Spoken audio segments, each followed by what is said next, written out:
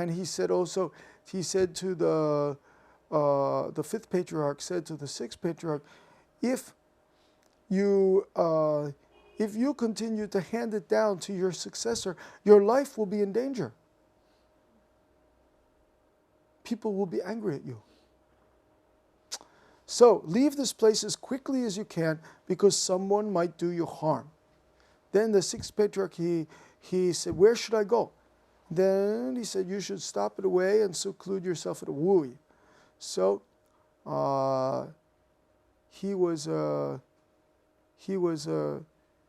then he was taken to the mouth of the river to catch a boat. And the fifth patriarch accompanied him to this place called Kui Kwang and ordered him into a boat. And he got in a boat. And he started to do the rowing himself. The fifth patriarch actually was rowing, but the sixth patriarch said, no, I will row. It's only right for me to carry you across. But the sixth patriarch said, while I'm under illusion, it is for you to get me across, but after enlightenment, I should cross it by myself.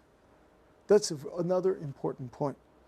When we are under illusion, when we are ignorant, we need a teacher to take us across the swiftly flowing river of ignorance and desire and anger and desire.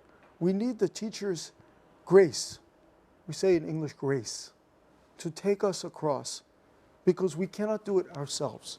We are too ignorant. We are too much caught in our illusion. But once we get across, then we can continue by ourselves. We can row the boat ourselves. So this is another, again, symbolic. While I'm under illusion is for you to get me across, but after enlightenment, I should cross it by myself.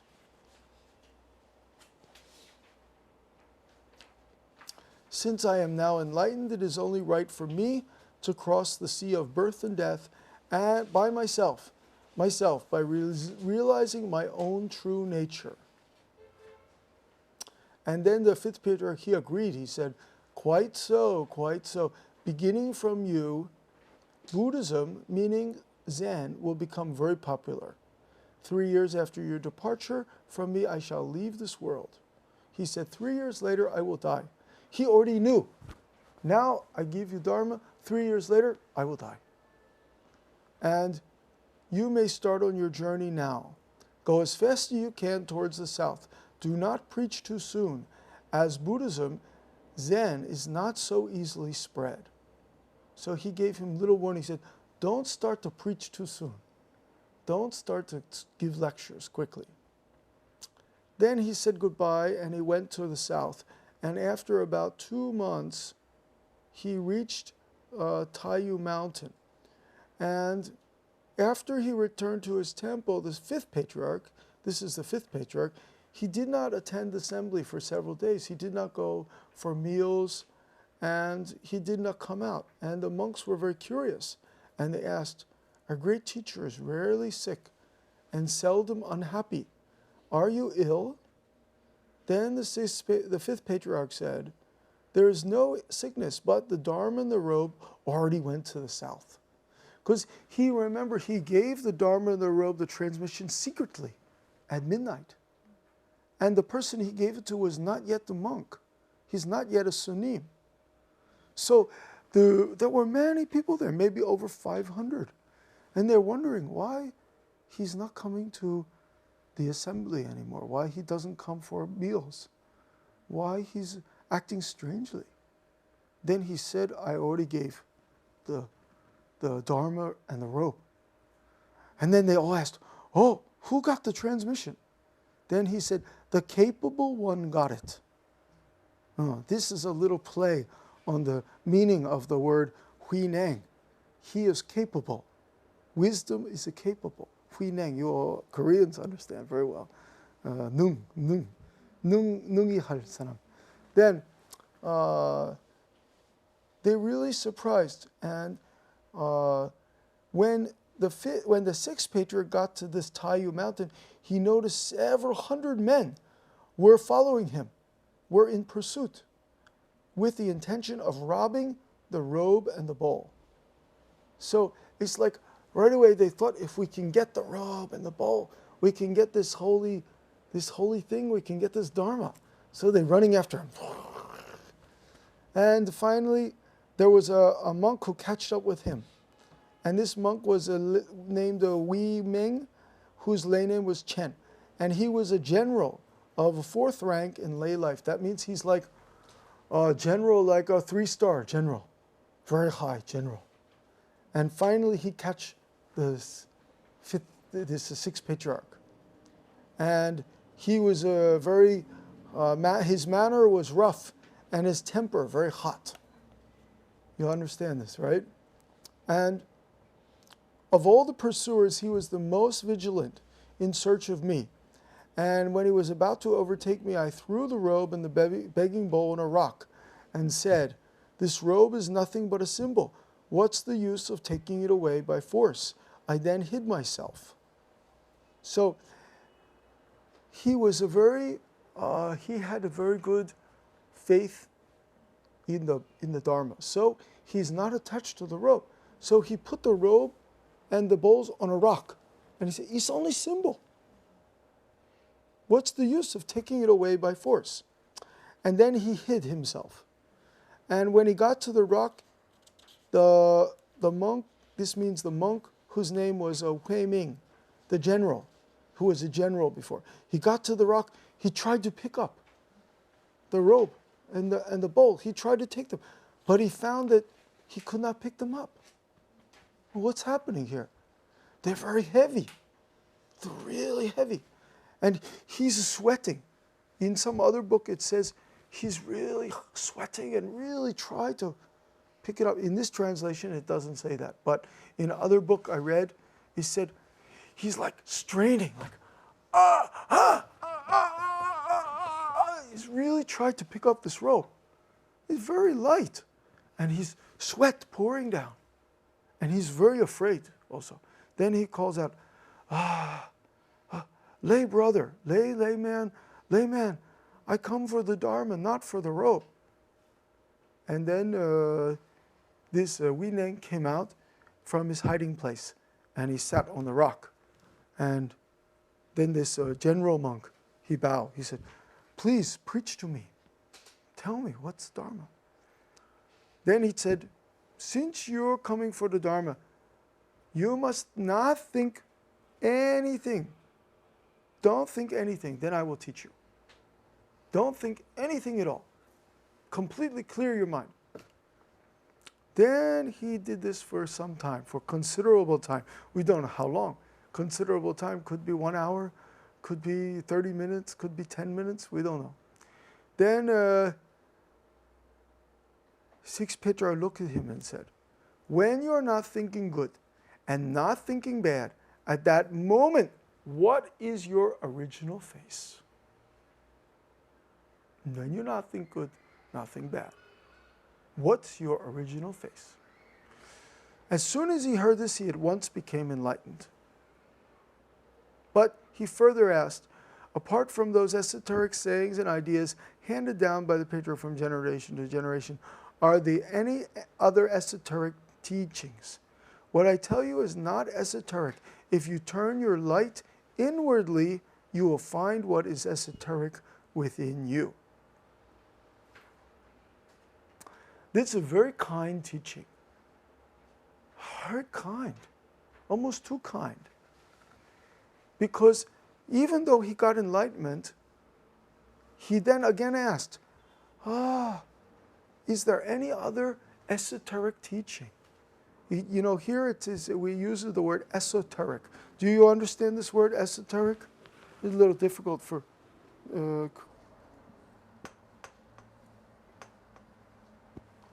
esoteric. What does it mean? Can anybody tell me? Not so easy? Esoteric. What does that mean? Secret, yeah. And special. Secret and special. Not just secret, but some like very extraordinary teaching. But then what the Sixth Patriarch replied, he asked, are there any other special secret teachings? Then the Sixth Patriarch said, what I told you is not esoteric. It's not secret. It's not extraordinary. If you turn your light inwardly, you will find what is esoteric within you. So if you look inside yourself, you will find the true esoteric. Now, this is a very important point, very kind teaching, very kind. Then, in spite of my staying in Wang Mu, I did not realize my self-nature. Thank you for your teaching. Now I'm like a person who drinks water and knows for himself whether it is cold or warm. Lay brother, you are now my teacher. So after he heard that, he understood his self-nature. Before, even though he stayed at the Fifth Patriarch's temple called Wang Mu, he didn't understand his self-nature. Now he understands his self-nature. He said, thank you for your teaching. Now I'm like a person who drinks water and knows for himself whether it is cold or warm. And if you study any of the books on Sun in Korea, on Chamsun, many of these come from here. Many of the point that is become later came from here. That later became teachings in Zen monastery, it come from here. This is the root. As I said in the last lecture, this is the root of Korean Sun. Yeah, Diamond Sutra and the Sutra of Huineng. And this most important point is under here. Again, there's some commentary by this Di Ping-che. The most important point in the teaching of the Zen school lies in the introspection or introversion, which means turning of one's own light to reflect inwardly. This means that we use the light of our mind light, not to go out, but to look inside, turn inside, not to go outside. But many people don't understand this point. They think that we are trying to cultivate our mind light so that it can go outside. They think our Zen is about the mind is going out and reaching many people and doing this kind of thing. But this is not what the Sixth Patriarch was teaching. He was teaching we turn the light of they turn this light inside, one own light to reflect inwardly. And then they talk about the lamp. They said if you take, for example, if you take just a plain naked flame or light bulb, it will shine out. It will shine all over. It will not shine in one direction. Let's say I have, for example, let's say I have a light. This is a lighter. A tape recorder. MP3. Okay. Let's say I have the candle light in my hand. Let's say I'm holding a candle light.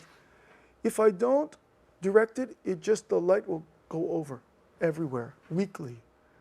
But if I put a shade around it, then it will go in just one area. So this is why nowadays we have these fluorescent lights, with not a good example, but in usual the light bulb, we put a shade on it. We have to put some kind of cover on it because the shade will direct the light just in one area.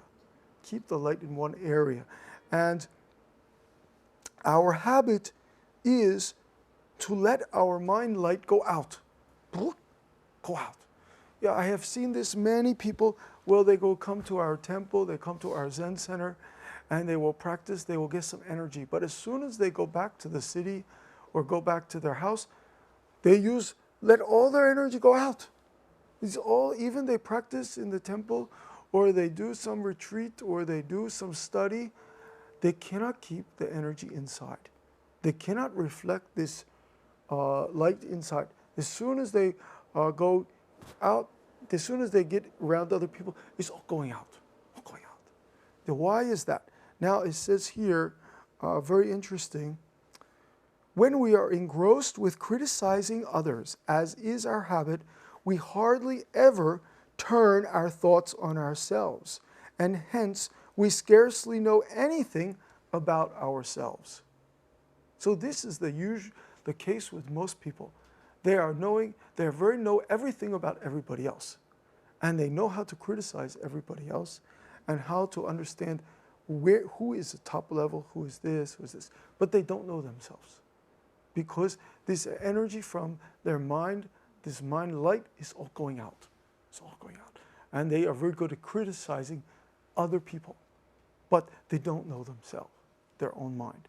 And this is a very important teaching here, because in China alone, thousands of Buddhists have attained enlightenment by acting in accord with this wise saying of the Sixth Patriarch. So after the Sixth Patriarch and this general monk, they meet. The general said, "Lay brother, you are now my teacher." And then the Sixth Patriarch said, "Then you and I are fellow disciples of the Fifth Patriarch. Take good care of yourself." And they separated.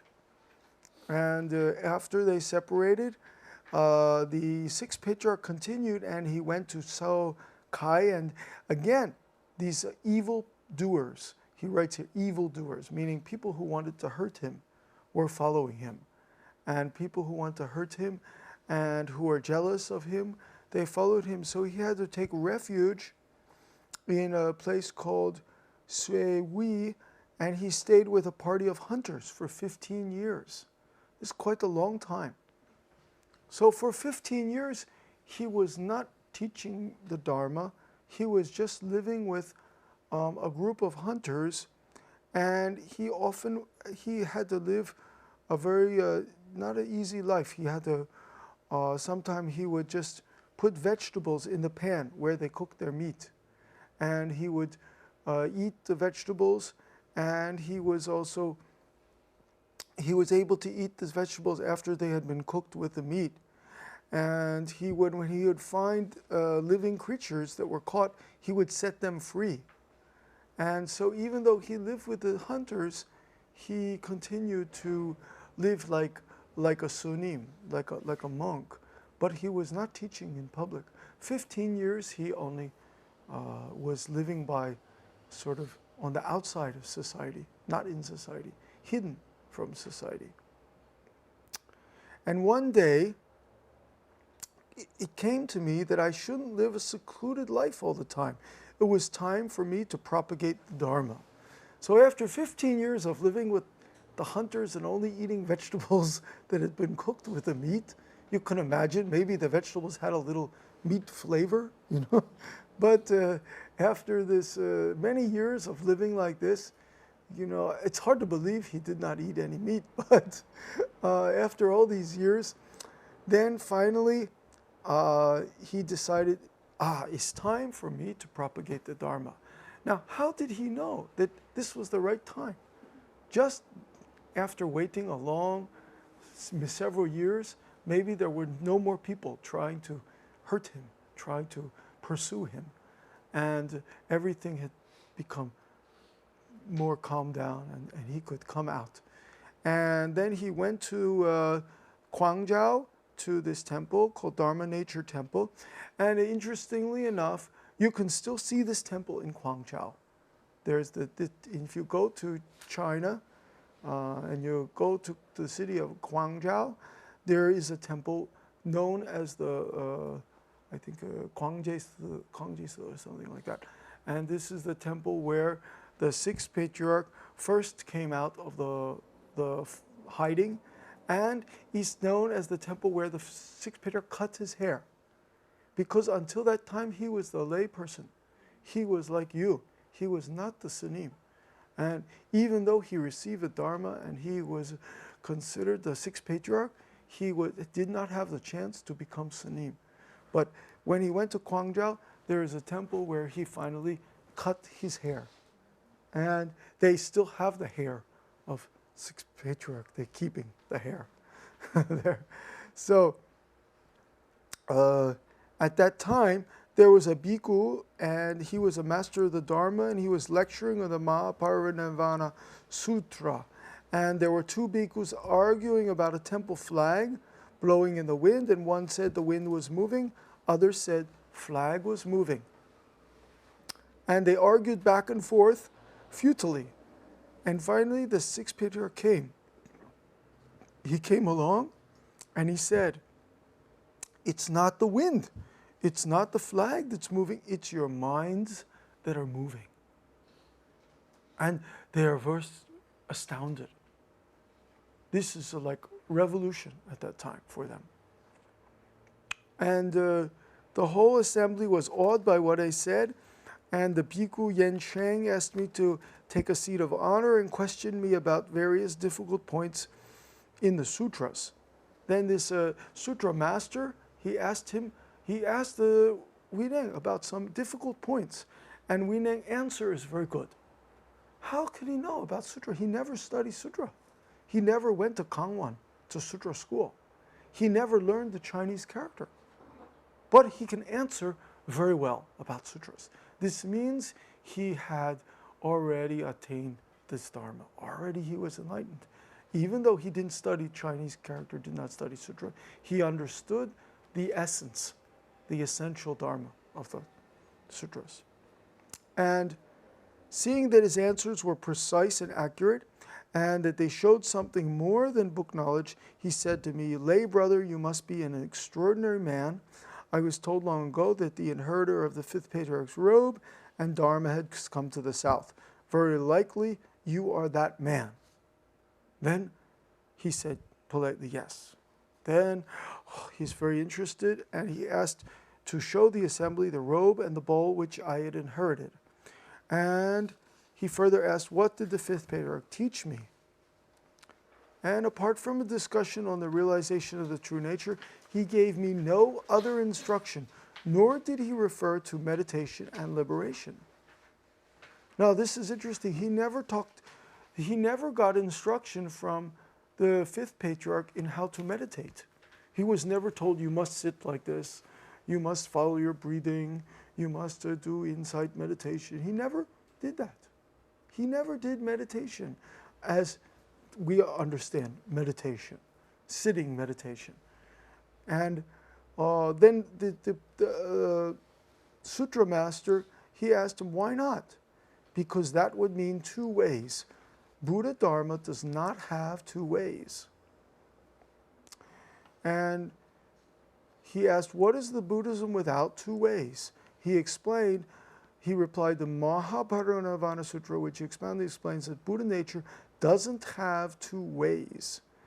And then he goes on to say that even one of those who commit the 5 parajika acts, or the 5 deadly sins, and who are ichintaktika, they would eradicate their element of goodness in their Buddha nature. But Buddha replied, there are two kinds of elements of goodness, the eternal and the non-eternal. Since Buddha nature is either neither non-eternal nor non-eternal, therefore their element of goodness is not eradicated. Now Buddhism is known as not having two ways. Okay? So this is a very important point.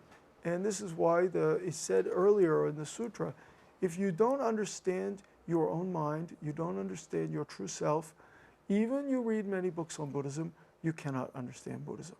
But if you understand your mind, you understand your true self, then everything is teaching you Buddhism. Not only books. The sound of the birds, the sound of the dog barking, the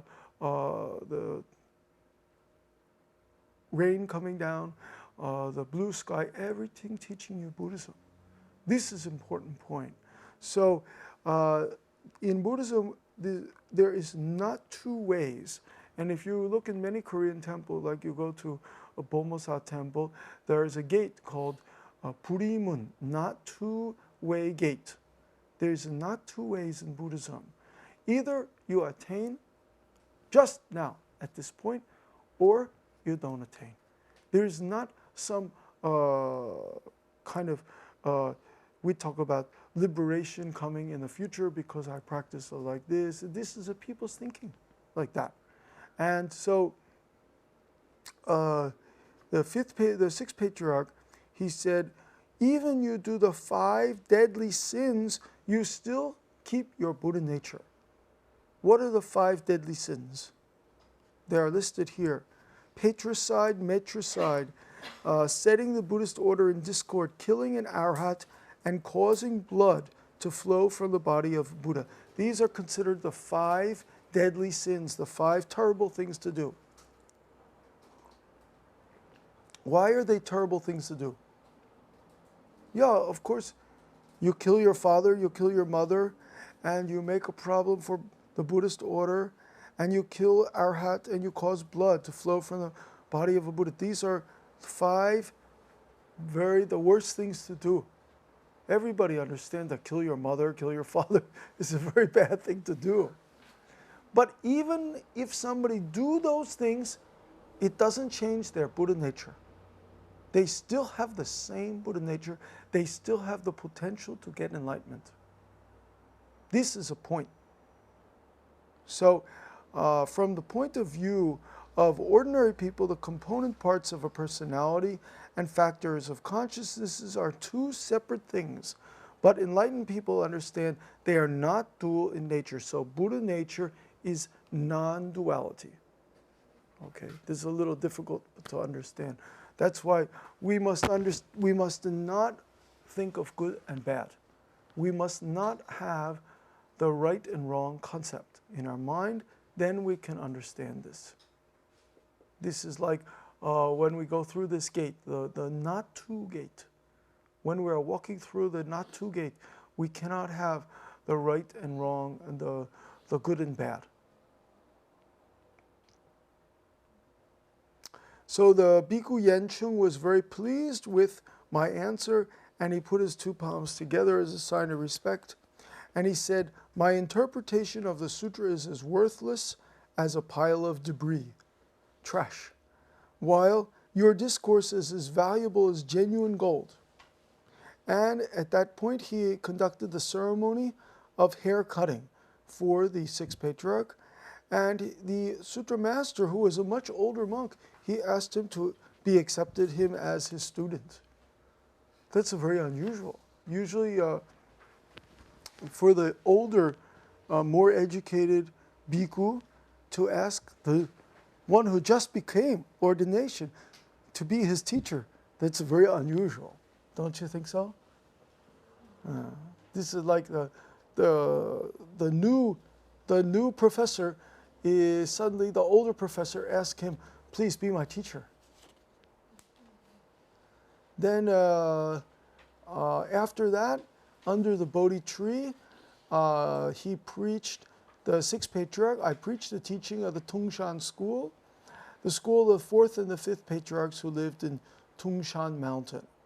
So the 4th and the 5th Patriarchs, they both lived in this Tungshan Mountain, and the Dharma was transmitted to the 6th Patriarch on Tungshan Mountain. So he called that the school of the 4th and the 5th Patriarchs. And he said, since that time when the Dharma was transmitted, I have gone through many hardships, and my life often seemed to be hanging by a thread. Do you understand what that means? His life was hanging by a thread, meaning he felt like his life was almost taken. So even though we all think it's wonderful that somebody get the Dharma transmission and become the Zen master or become the Patriarch. But for many people, once they became the Dharma master, once they got the transmission, their life was in danger. Their life was threatened. It was not as easy as we imagine it to be. We think somebody who is a Zen master or get the Dharma, they have a good life. Everybody respect them. Everybody bow to them. But actually, there are just for all those people, for everybody who respect, there are also many people who are jealous and angry and wish that they did not have the Dharma and who sometimes threaten them. So today I have the honor of meeting you and in this assembly, and I said that I have subscribed this to our good connections in previous kalpas, as well as to our common accumulated merits in making offerings to various Buddhas in our past incarnations. Otherwise, we should have no chance of hearing the above teachings of the Southern School. But at this point, I stop today. Any question or any commentary? Okay.